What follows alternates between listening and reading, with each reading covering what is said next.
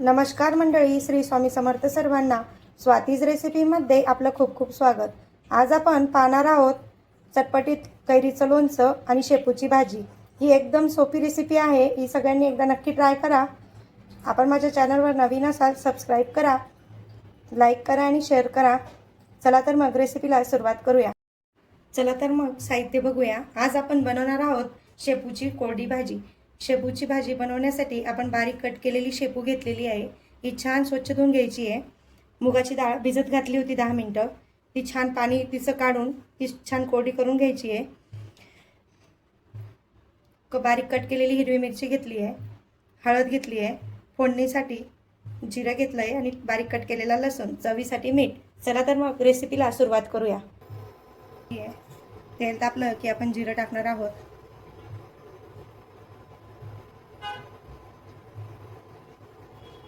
तेल तापलं आहे, 1 चम्मच जिरं टाकूया.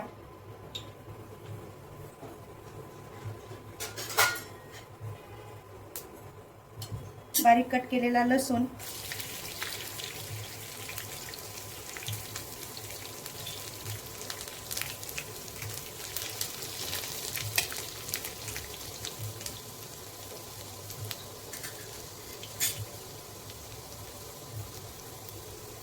बारीक कट केलेली हिरवी मिरची,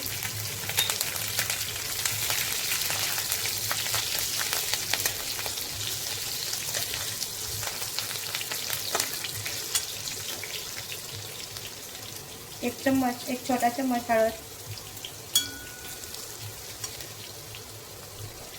शेपू जी धुवून घेतली होती ती टाकूया.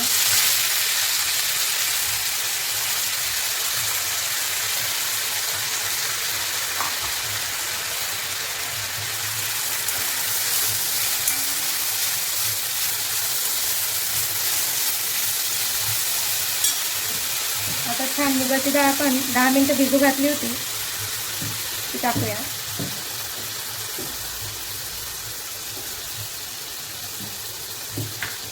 चवीसाठी मीठ.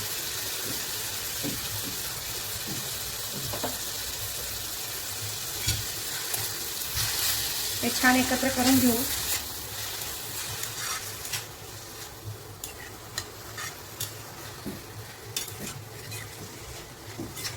मुगाची डाळ भिजल्यामुळे हिला आता शिजवण्यासाठी काही जास्त वेळ लागणार नाही आहे. आपण आता 10 ते 15 मिनिटं झाकण झाकूया.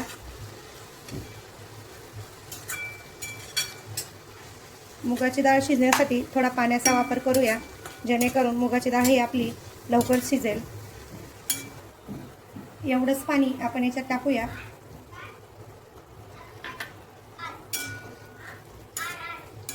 आता झाकण ठेवून 10 ते 15 मिनिटात बघूया भाजी.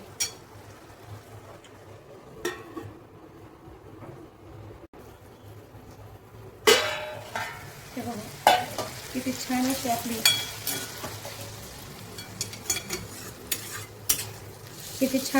शेपूची भाजी आपली रेडी झालेली आहे.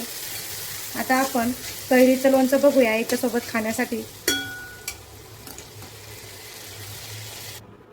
बारीक कट केलेली कैरी घेतलेली आहे.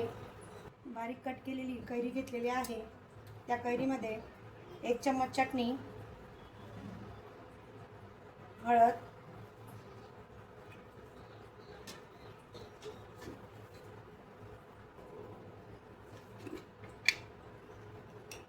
चवीसाठी मीठ,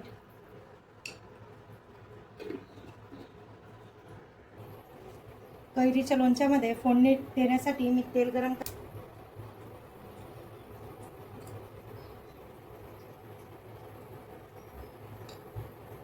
मोहरीचा तडका देणार आहोत.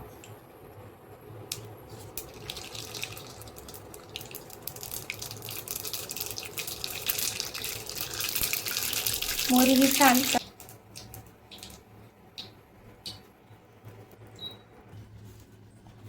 आता छान मिक्स करून घेऊया. एकदम सिंपल असं कैरीचं लोणचं आणि शेपूची भाजी एकदा नक्की ट्राय करा. एकदम सोपी रेसिपी आहे, सगळ्यांना पहिल्या प्रयत्नात जमेल अशी.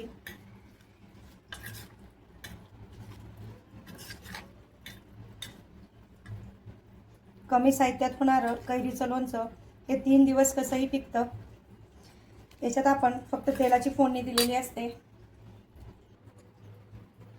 आज आपण बनवले आहे शेपूची भाजी आणि कैरीचं लोणचं। आपण आता हे पोळीसोबत खाऊया। इतकी छान अशी रेसिपी आहे। सगळ्यांनी एकदा नक्की ट्राय करा। रेसिपी आवडली असेल तर लाईक करा, शेअर करा आणि सबस्क्राईब करा। अशाच नवनवीन रेसिपीसोबत धन्यवाद।